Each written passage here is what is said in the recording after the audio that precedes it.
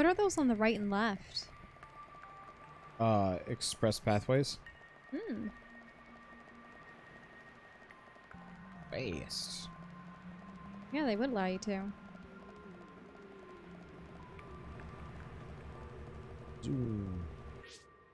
Quick thing. Mm-hmm. I don't like his gloves.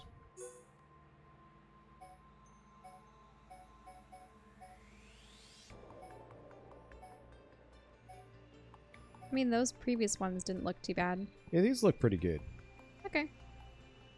I want to check, though. We have a new type.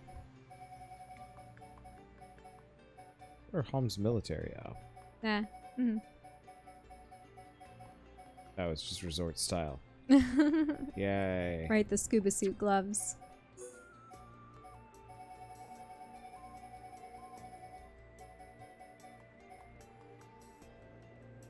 Flippers. No. One of the guys I follow on Twitter has been playing this as well, and he's maintained everybody in bathing suits for the entire playthrough. Oh. And some of the cutscenes get real stupid. Mm-hmm. I can imagine.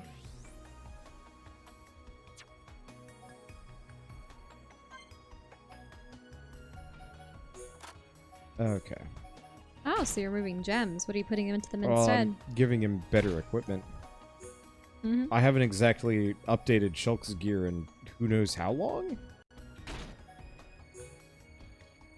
Oh, I don't know if I want to get rid of the blade boots, though. Not sure if I... blade gauntlets are... 60.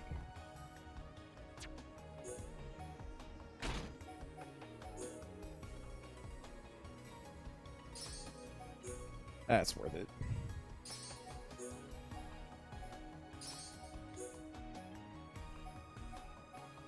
I'm just gonna be real boring with Shulk. Mm-hmm. Just pure damage. Well, then no wonder he's overpowered. Probably worth it. Let's see. Okay, what does haste do? Speed of auto attacks. Eh. So if all the Homs are progeny of Zanza somehow, how? Did he just craft them? Well, I mean, there's a reason why he's naked. And that's because he's always down to breed. Oh gosh, Wander, please, no. Dude just walks up, just the hair parts and just eggs just start spewing out. He's like, yeah! Gross! Call me daddy!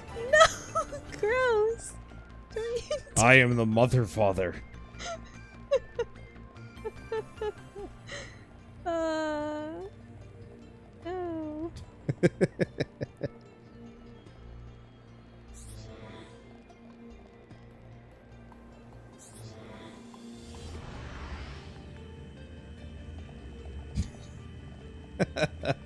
Love the fact that I actually already have that as a preset quote.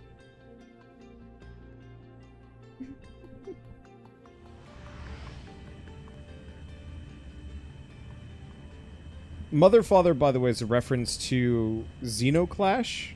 Xenoclash? Is that Yeah, another hilariously Xeno game? enough. No, made by a completely different studio. It's made by Ace Team, the people that made Rock of Ages. Uh-huh. They made a Xenoclash 1 and 2, which were like first-person brawler games. They're actually not half bad. But the main villain in the first one was the Mother Father, which was this like weird bird thing that would effectively kidnap orphans. Oh. Or, well, kidnap children and then make them orphans, and then claim that they were its children. Oh. Mm-hmm.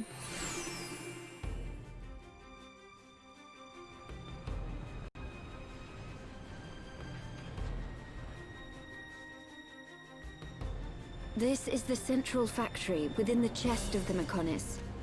Can you see the ring up ahead? At the base of that ring is a transporter that leads to Agniratha. We must first head there. This place is full of autonomous security, Mechon. Tread carefully.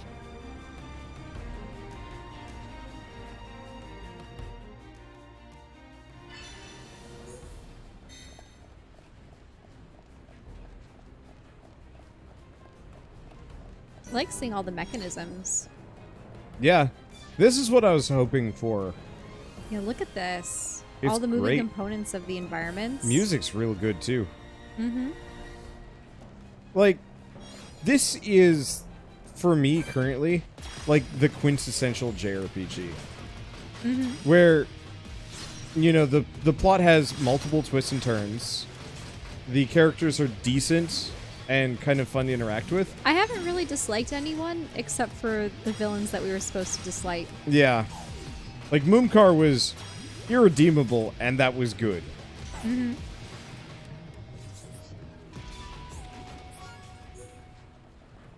And really just the changing of the environments, the, you know, the multiple races. I always like it when there's that high fantasy aspect of the journey and the adventure. And also you gotta love the dichotomy between the organic and the machine. And it's interesting how they're having it that it was the machines that were wronged. Yeah. Oh, yeah. Usually the machines are the ones that are the aggressors against organics because the organics are inferior or, you know, they're not immortal, they're imperfect, they are infirm, weak. You know what I'm getting at? Those tend to be the excuses that the machines give for, Yeah. you know. But in this case, they're just as sentient as the humans, and they're just as normal. So they do have all these automatons, as they said. So I suppose there's a distinction between the machina, which are their sapient robots that have something akin to a soul and a personality and such, and then they have these automatons, which are just their servants and underlings.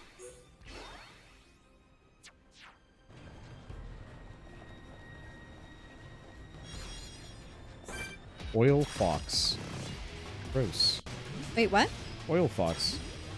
Is that whose name was that? There's also March. Well, it was one of the collectibles we got. An oil Good fox. freaking Lord Shulk.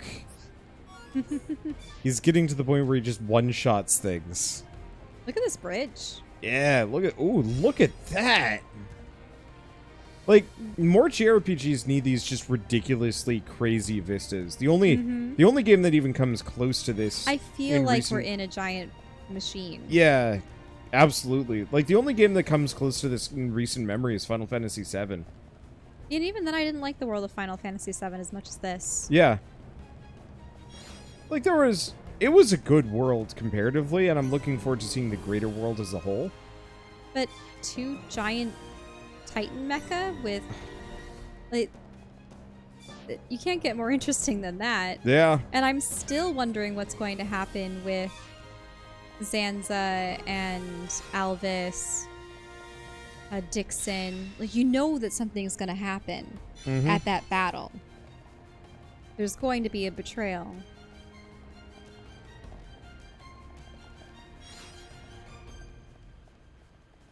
I'm calling it now. Shulk is the real last boss. Ah. Shulk is the Monado.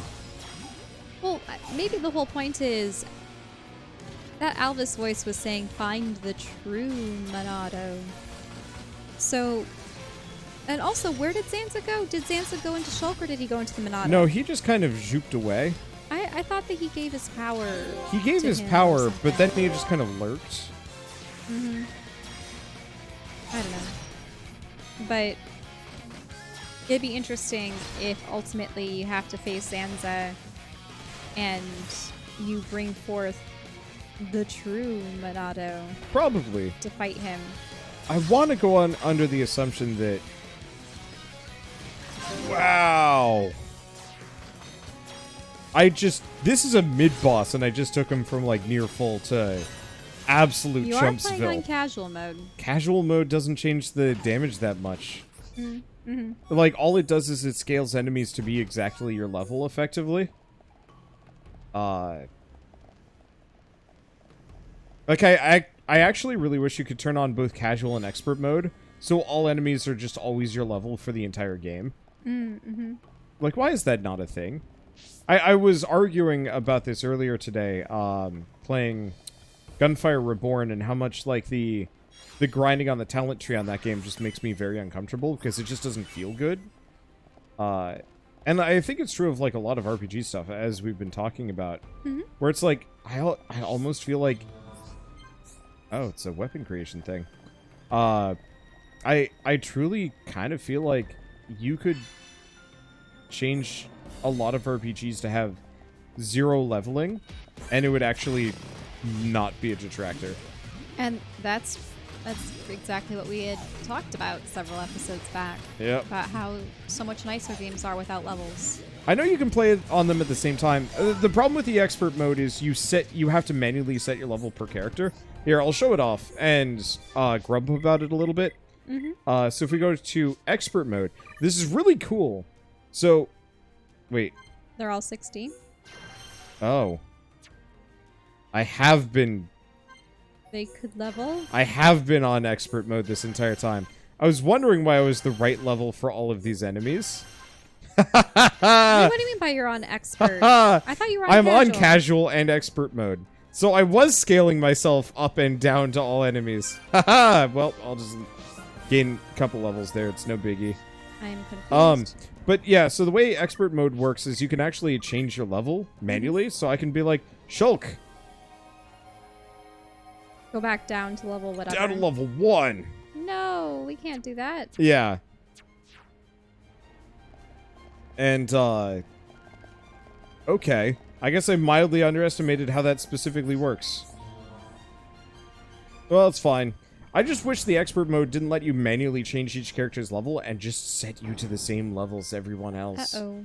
Always. Looks like you just unleashed a bunch of those guys. The ones that we had fought before. Oh, well. Do you know how Shumsley Zord is at this point? Yeah, expert takes EXP away from quests, and you can only get EXP from monsters, I think. Ah. See, what I really wish it did was it just forcibly scaled you down to the same level as the thing you're fighting always, if you're above level. And maybe you can just set, like, how much higher or lower you want to be. So if you want to be higher, 5 levels higher than them or 5 levels lower. Like, that would be an easy way of doing it. Instead of changing your current level. Not that it matters too much. It's just like it could be slightly more streamlined. Offensive found. Yep. What? Found it. Hey, I'm not offensive. Speaking of, so in a recent video on a game called Starmancer that I played. Okay. Decent game, really charming. I ran into, I'm not going to say a problem with it, but one of my colonists was deaf. Okay. And I was using a slightly, is the word pejorative term? I don't know the definition of pejorative. I should look it up at some point. But I used a slightly derogatory term for, you know, people with disabilities. And I talked about it a little openly, talking about, you know, how it's like, you know, not... What would that word have been? I had used the word differently abled, which was kosher 10 years ago and not kosher now. And... Oh, okay. Yeah. And realistically, it makes perfect sense because it is still kind of a put down, even if it's not like... Well, it's the same thing as saying disabled or handicapped. Yeah, except for, I don't know. You still call parking spaces handicapped spaces, though. Yeah. And I don't think there's an easy way to do it. And so this actually spawned a massive conversation in my comment section of people talking about, you know, these terms and how to talk about this stuff. And it was actually one of the most positive conversations I've ever seen when it comes to touchy topics on the internet, which shocked me. Mm-hmm.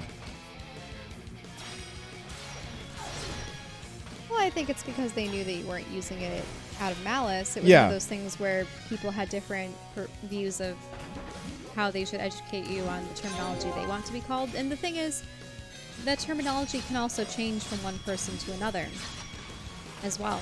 Mm-hmm. So, it's difficult. Yep. The thing that I found kind of especially charming, especially-ish charming, was that one person said something like super not okay and kind of monstrous, and everyone ignored the heck out of him. I was just like, yeah, that's how it should be. I mean, hopefully you still reported that. Oh yeah, comment. I reported and banned them, I think, at this point. I should double check. I'm pretty sure I did, but it was amusing to see that they had liked their own comments. That is always the saddest thing. How can you see if someone's thing. liked their own comment? Because I caught their comment within 20 seconds of them posting it, and it had a like. Ah. Yeah, that's a dead giveaway.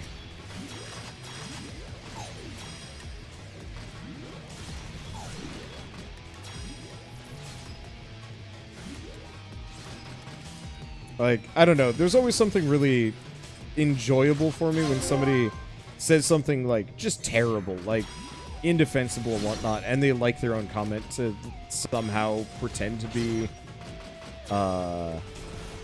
you pretend that somebody else agrees with them, and I'm like... It's about, yeah, that concurrence. Yeah. You're cute. You dirtbag.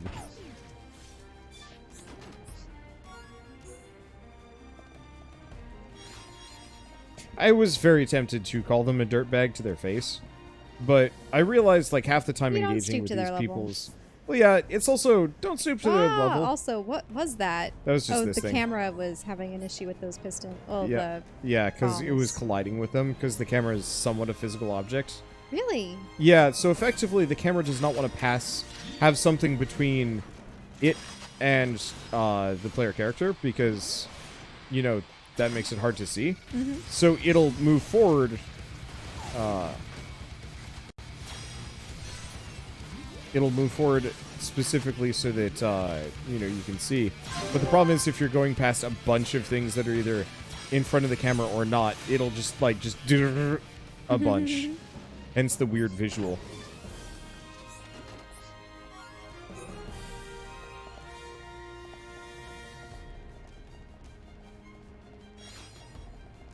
A glider cockroach. Yeah. That's interesting. It's interesting to know what kind of flora and fauna they have in the mechanical realm. I wish they came with little drawings. Yeah, That would be a that's lot, so but it would be cute to see. Instead, they have a generic icon for every vegetable, flower, and maybe they have a brief description of the thing, but they could have had someone do some concept sketches for them. And then it would have been a really cute bestiary. Like a travel journal, if you will. Mm-hmm.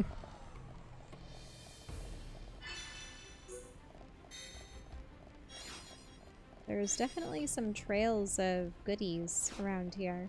See, did you see the explanation for pejorative earlier? No, I actually missed that. Sorry.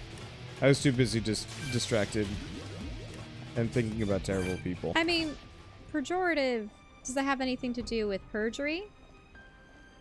Maybe? Is it something like a falsehood, or... It's one of those words that I exclusively heard after I became an adult and never in a written contextual set. Okay. Expressing a negative connotation, low opinion, lack of respect. Okay, so I'm not too far off, actually. Nice. You know what, actually, I don't think I've changed Dunban's equipment in a little while. We got anything better than the Cloud Cutlass? Nope. Wait. Now, what are those fronds called again? He definitely has one of those. The little cowlick. You had a specific term for Oh. Okay. I'm pretty sure it's a heg. A hoge. A hego is the cum face. A hoge? Yeah. It's... Why the hell is cowlick and cum face, like, virtually the same? What do you mean? In Japanese. Yeah, a hoge. Not a hego. So... In manga... Wait, what is ahe? I'm not gonna say it. Why? Because everyone's immediately jumping on it. So... In Japan, you're not really allowed to show intercourse. Okay. It's yeah. not. It's not yeah. considered kosher. Yeah, of course it is. And Not. so, to cope, the artist. Holy shit, that thing is huge. I'm gonna go kill it. Ooh. Yeah, it's one of the tanks. Yeah. Anyway, to cope, the artists in Japan had to find alternative ways of making things extra sexy. And so, for doujinshi and effectively just, porn, they would usually focus on the face with, like, the girl with the mouth open. Oh, is it with all the blushing and the sweat? Yeah, and the saliva and just, like... Oh, gross. Yeah, just nonstop. And the problem is, for me, those two words are virtually indistinguishable because I've never bothered to remember the difference. Well, it doesn't help that the two words sound similar. Yep. The general structure is not exactly the same, but still. Oh, I remember this one. People are talking about the nosebleeds. I remember when there was I think it was a Just Science video, where they tried to quantify how much blood would be spewing out of anime guys' noses and whether or not it would kill them in universe. Oh, and yeah. It turned out that the amount of blood Most of it would yeah. be fatal. Yeah. Because I suppose you could only lose 2 pints of blood before you... Yep. And even then, like, just a basic nosebleed is enough to make most people kind of anemic. Mm-hmm. Yeah, so they found out that all those nosebleeds depicted in anime would kill the people with the nosebleeds. Let's see. How does Wander know this? I've been on the internet for a long time. And my brain is filled with useless shit. He also spends much of his time reading manga. I read a lot of manga. He doesn't read the bad manga, except there are instances where Oh, I absolutely something bad read bad manga. happens in the manga. Well, no. By bad, I mean the... No, like, occasionally I will absolutely read, like, not okay stuff. What? What's a good example? I mean, like, it's usually when it goes by, like, when a totally innocuous manga suddenly just has, like, a random sex scene, you're like, what? Yeah, and that just happens to be the moment I look over. Yeah. And we always joke about that. I remember reading Gantz. And Gantz just has, like, I want to say it was, like, fairly PG. No, it was not PG. It was absolutely rated R for, like, guts, gore, and death. Mm-hmm. But it was very much PG beyond that. Like, there wasn't any sexual content until there was, and then there was a bunch of it for a little while, like multiple characters just boning in front of everybody else. Ew. And it was just like, this is different. Ew. That's not what I was expecting. I desperately need to go pee. Okay. I'm gonna let you go kill things. Press buttons, Shulk will destroy. Destroy. He is... Technically, can't your seem to best get bet there. is to be behind them, but it doesn't matter. Ouch. They're shooting at me from above. But unless they come down here, I won't be able to get to them. Guys, follow me. Thank you.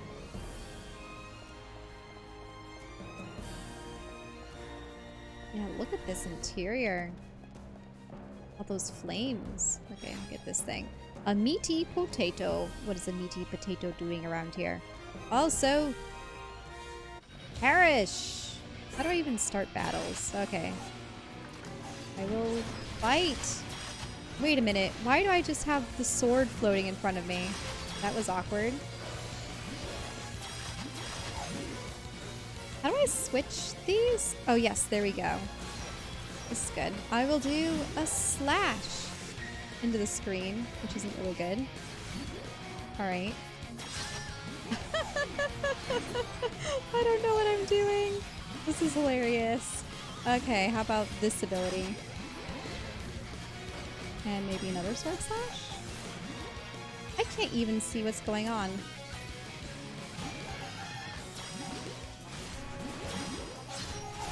How about this? There we go.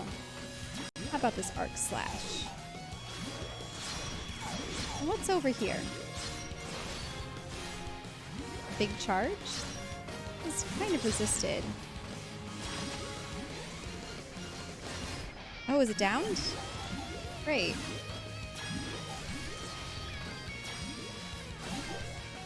Okay, there's something that's piercing. Oh wait, oh I forgot to press B. Aw.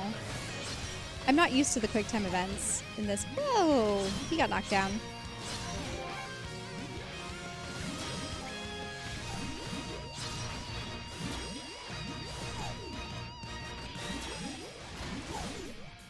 Okay, he's toppled. That's pretty good. Oh, I suppose I could have used this move instead. It would have been more effective when he was down.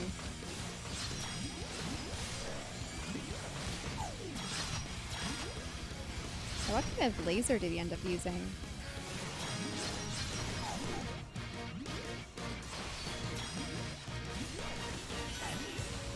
There we go. Finally defeated this. Let's see what's in this chest. Power frame. Ooh. That's cool. Must be a new armor type. Now, I wanted to go up here. Let's take a look. Taking off headphones isn't so bad. Putting them on is worse, from what I've experienced. Can I have back? Also, I don't like that you don't have the controller connection. Oh. I just like this because it means I can have my wrists at a more natural position. I don't like how it hurts the inside of my hands. Yeah. I prefer having the controller where you slide the Joy-Cons in. I would like to find, like, grips. So you're specifically for this kind of style. I've never seen it, but, like, it's got to exist.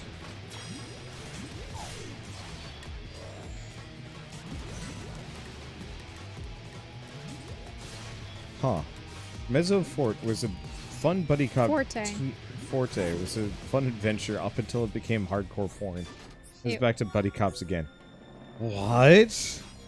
Like, the thing is, like, I'm actually super... Okay, but when you have a title like Mezzo Forte, it means to become louder. Okay.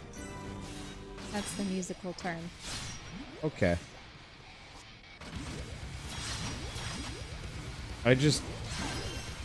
Some part of me really wants more good buddy cop stuff. And there just is not much of it. Mm-hmm.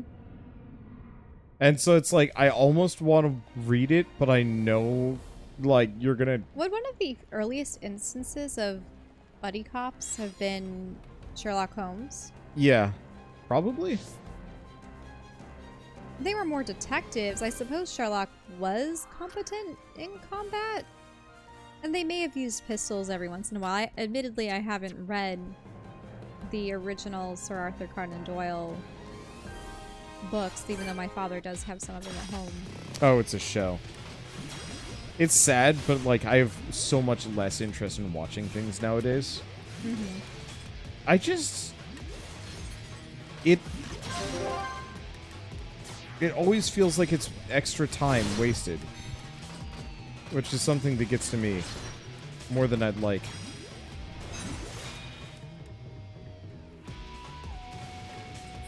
What are some shows that we've watched that just, like, absolutely... Oh! What was the one? There was that one anime where you decided to look ahead and found out that by the end of the season or series, the main character was a creep. Yeah, it was a mecha one. I totally forget the name of it. I wouldn't even describe what happens. It was a mecha one where the guy could, like, mind control people that he stabbed or bit or something. And, like, they lose their memories slowly over the course of it, or maybe their emotions and humanity. And, like, in the end, it just ends up being super not okay stuff. And it was weird because wasn't he supposed to be the only one that could pilot this mech that was supposed to save the world? Yeah. Also, why are you here? Just to look? I'm just trying to remember the route I took and whether or not... it doesn't matter. I like exploring in this game, and it's really cool. Valvrave the Liberator. There we go. That was the one. Mm-hmm.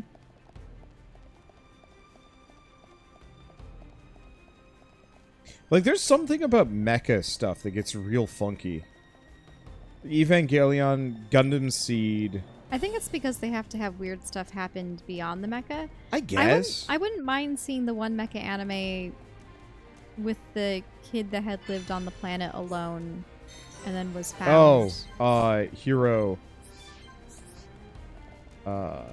Heroic Age. There we go. Heroic Age. Like I said, I've seen that one before, so I'm not, like, super gung-ho about seeing it again. Mm-hmm. I think you would like it.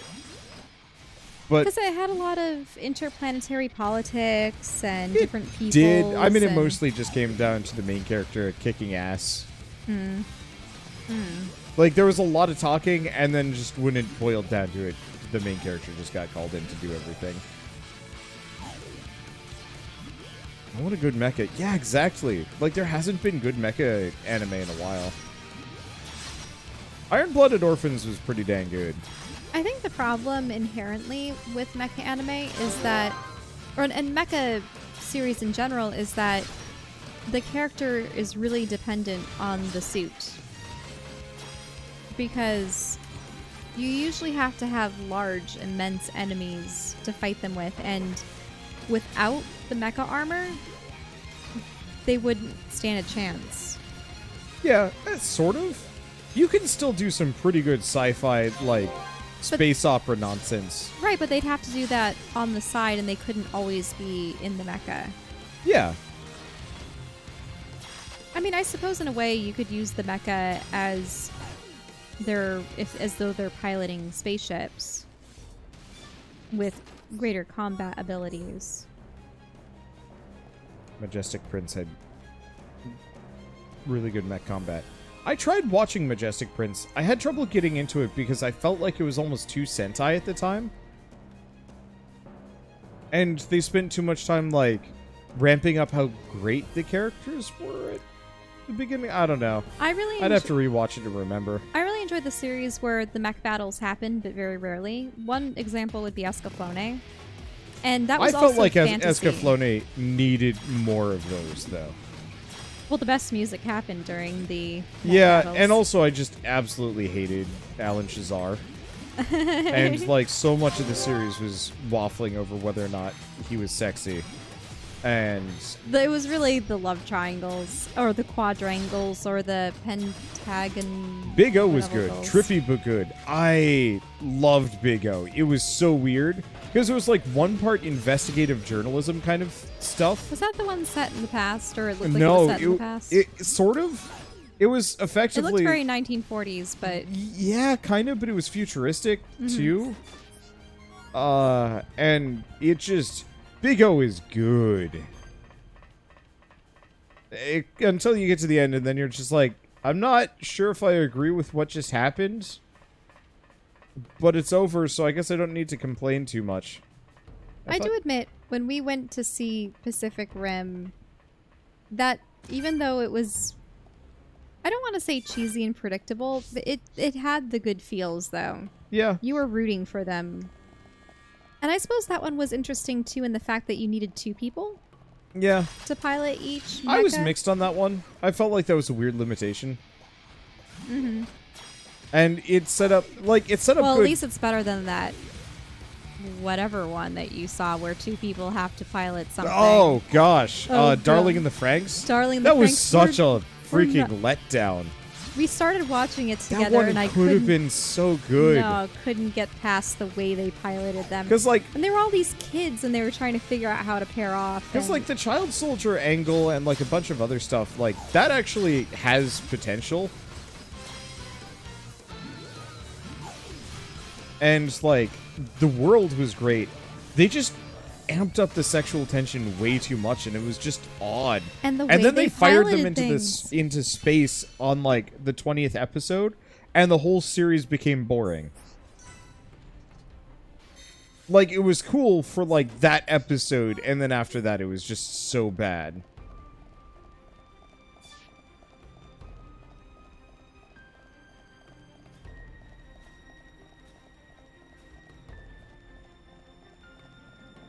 Yeah. But So you didn't expect the main character's death in Pacific Rim. Did the main character die? remember at the very beginning, it was the guy's brother that died? Yeah. I just didn't remember if, like, he died at the end, too. I thought it was the other guys. Like the Australian son and the leader guy. Yeah, they died. Idris Elba's character died too. I would love to write... Well, He paired off with the Australian guy. Yeah. Yeah, co-main leader character. I guess that makes sense. But he was the grizzled veteran leader character. Like, that is usually second. That is like one of the number one people Well, to actually, sacrifice themselves. if you think about it, didn't the Chinese Mecha and the Russian one also? They all a lot of died other too? people got wrecked too, but they weren't main characters. You just saw them doing bravado stuff. Mm-hmm. Also, I think the Australian guy's dad died. No, he got badly injured. Oh, right, and that's he what was it was. left back behind. On an anime Pacific Rim with only one pilot. Yeah, I want more like mecha anime where they're just kind of... I don't know how to describe it. I think it worked for Pacific Rim so well because the creatures were that cool. Yeah. The kaiju. I think... And it's kind of like the angels that the Evangelions fought, because I find that too often in mecha anime where it's mecha versus mecha, you have all of these quandaries about who you're fighting and the tensions between the characters and such. Whereas if there is some inexplicable, very powerful, monstrous force that everyone's fighting against, then I don't want to say it's similar to when you have a zombie apocalypse where you don't feel bad about slaying the zombies because they're the undead and there's no redeeming them and there's no returning them back to the way they were. Kind of similar with the alien creatures business. But I think the kaiju designs were also really well done. Cool. Yeah. And like, I guess I would love to see a Pacific Rim series or something where it's about like the kaiju don't stop coming, and it's about them integrating kaiju like products into their lives, and like Isn't that what the scientists were starting to look into? Yeah, and like I would love to see Monster Hunter crossed with Mecha. Mm-hmm. Because that could be with really the compelling. Evangelions, I suppose it's a bit of a spoiler if you don't want a spoiler for Evangelion, but weren't the Evangelions made? Well, yeah, the with mecha angel were made out of parts? people, kind of. But no, like what I want is like straight up these beasts keep attacking, and so like people figure out how to turn them into food, energy sources. You start seeing, that was Surprise Quest, cool. You start seeing like some of the Jaegers being made with like Jaegers, biomechanical that's parts. what they call them, the hunters. And just push it, because I think one thing that always really interests me in these shows and movies and whatnot is adaptability tech, and I'm always really disappointed in so many of them because it seems so lame. There was a game that I played recently called Generation Zero. What do you mean by adaptability tech? Well, like humans are very adaptable creatures, yeah. And so, like, if you're... Depending on the tools you have at hand. Well, yeah, but if you're presented with a whole new group of tools and resources and whatnot, how do you cope with the challenge? And so, like, a lot of media is super boring and doesn't come up with anything interesting. You just have your standard human guns. And it's just like... But... Like, you're in a sci-fi setting. Why are you still using an M16? Why are you still using an AK-47?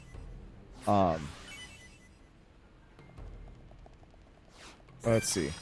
And so, like, I would love to see, like, them just go wild with...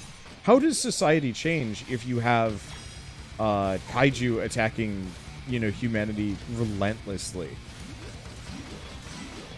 Mm-hmm. Because, yeah, that's what they were kind of getting into, but, like, not really. And I'd love to see more, because the AK-47 is reliable. Eh.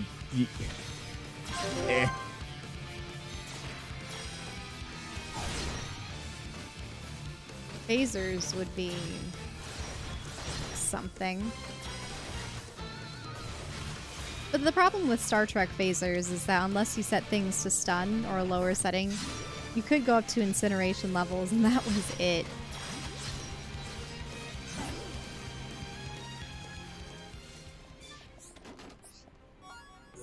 I guess Pokemon kind of is sort of an example, but even then Pokemon I think did it kind of poorly, where it's just like, I love seeing alternate tech for alternate realities, if that makes sense. Because, you know, so many people just kind of fall back to the same things that we have in Earth, and it's just like, but, you know, say like you've got Pokemon, do you need a car? No. You got a Rapidash. What is a good example? Final Fantasy X has probably one of the more basic but kind of fun things that I really enjoyed, which is the boats are powered by Chocobo running on giant wheels inside the hold. I always thought that was kind of cute, and it worked really well as like an in-universe explanation for why... I suppose one of the best examples would be Dinotopia.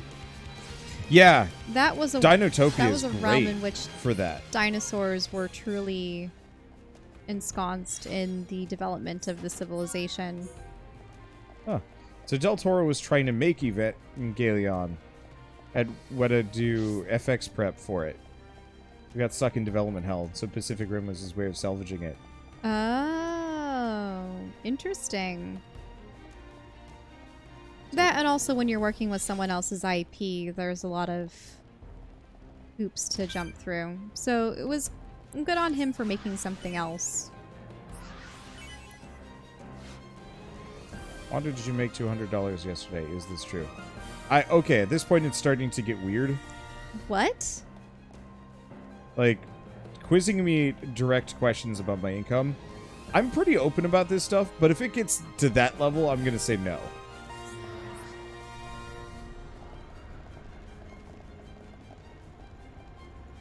But like, zombie movies, for example. How many zombie movies do you see where the characters are just running around with, like, no defenses? They've just got, like, maybe a gun or, like, a hatchet or a club. And yeah, how many... I'm surprised that more people don't have stuff on their, specifically their arms. Yeah, to protect arms them. and, like, necks.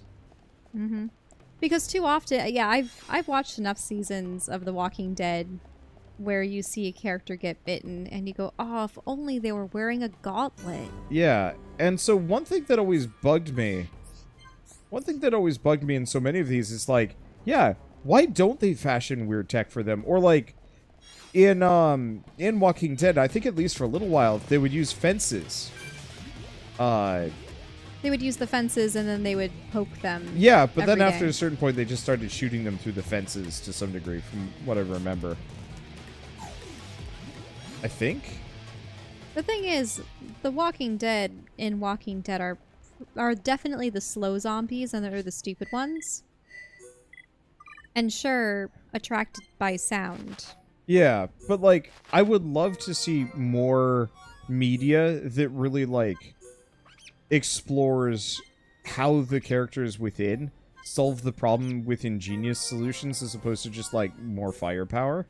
So like, I love the idea of zombie survival where the zombies really do get stuck on the fences and they're super stupid about it. So you just put up like a shit ton of fences all over the place for the zombies to get caught on, and you know, as long as you clear them out regularly, it's no big deal. The sad thing about The Walking Dead, though, is whenever they have a stable community, some other faction always ruins it. Well, yeah, it's because at this point, Walking Dead is just a... It becomes more of a drama of... It's not so much people fighting zombies versus people fighting other humans during the apocalypse, and it's a test of morals. It's a test of Well, truly, it's a how test of they- how long can they keep people engaged before the ratings drop low enough that they have to cancel the series, which is infuriating for me. I hate that style of media. I would just like them to start working towards either finding a cure or getting to the point where the zombies have been eradicated to the extent that the only new zombies ever created are the products of murder, sickness, or... Truly, I just want more series to be written with the ending in mind from the very beginning. Yeah, definitely. That I think a lot of TV shows have kind of ruined entertainment media, but I would say Lost might be one of the biggest and most egregious examples where they had a really popular, like, first season, but it was very clear that they didn't know what the hell they were doing, so they kept, like, retconning things and just, like, straight up ignoring past plot points. And then eventually came up with some kind of weird ham-fisted ending because they couldn't come up with something better. And, like, I remember showing up for the Lost finale where they're all, like, where they did the true big reveal of why anything was anything, and it was just like, oh yeah, they were in purgatory. And it's like, that just ruined literally everything. Why? I never watched Lost, but My parents got into it, so I did. all I for a knew little is while. that people crash landed on an island and there were leopards and weird things. Yeah, there going were on. like animals, but there was also like a murder cloud, and then a vault that you had to keep putting a thing in, and just like it was a bunch of really interesting stuff. And I think if it had been written better, Because it would have been the island could have amazing. been the site of either ancient ruins or some kind of cool tech or something. yeah, because I love the Right. idea of survival in a weird setting where things only get weirder, but you have to have all of your major plot beats in stone beforehand. Otherwise, it ends up exactly like my D&D campaigns, where I just keep like thinking up new things and layering ideas, and then trying to figure out, can I actually like reconcile? Can I actually reconcile this idea, or is it just going to make things more confusing?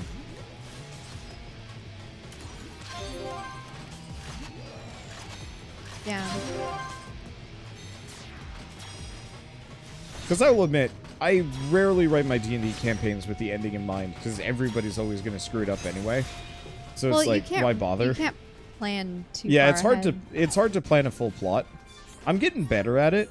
But like I dove into my my like tweet venture thing. Largely with no idea. I even had them auto-generate the characters, so I'm just kind of winging it. And I think it's going to be real fun, so I don't care too much. But it's one of those where it's like, that works because I'm an amateur writer on the internet and not a syndicated TV show.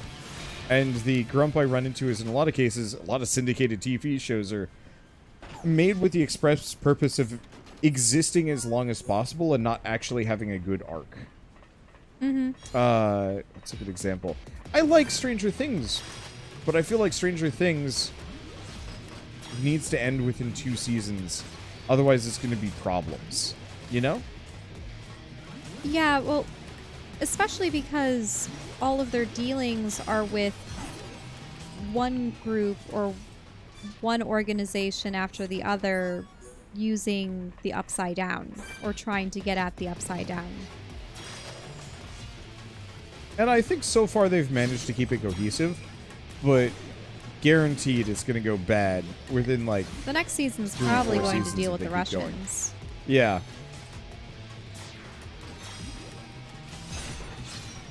But eventually those kids are going to get into high school. Yeah, Supernatural had a big issue with that. Yep. Well, the thing about Supernatural, too, I started watching... I think I'd gotten into the 2nd or the 3rd season. But the thing about Supernatural is it was very episodic. Yeah. And they did have overarching arcs that they would allude to along the way, and... I'm going to be honest, episodic works really well for like certain things like crime shows. They had a monster of the week essentially. I think that can work for like short runs, but like we've watched Castle, we've watched well, the crime scene investigation shows and things like Castle, thing is they always had the whole someone killed Beckett's father, right? Or almost tried killing her, something like that. So there's this overarching thing where they might every once in a while get new clues for that main plot point, but for the most part much of the series is just focused on a case-by-case basis. And I think that works, but you still have to have your major plot beats happen, and the whole series has to end within 5 seasons. Yeah, I think a good example would be Bones, actually. Yeah, Bones started getting way too goofy. Well, then also, too, so much of Bones was will they, won't they, with Bones and so Booth. Bones had like a really strong, I want to say, first 3 seasons, and then everything after that was just like, I am bored of this. Like, the mysteries are interesting, but everything else is just like, I don't care anymore. That the investment I once had in the show faded over time, and after a certain point it became an obligation and not an enjoyment. I think that's true of a lot of media, that it is spaced out maybe a bit too much. Specifically, I think, to keep people interested. I think that's why so many new shows are coming out and they have definitive seasons that are only 10 episodes long.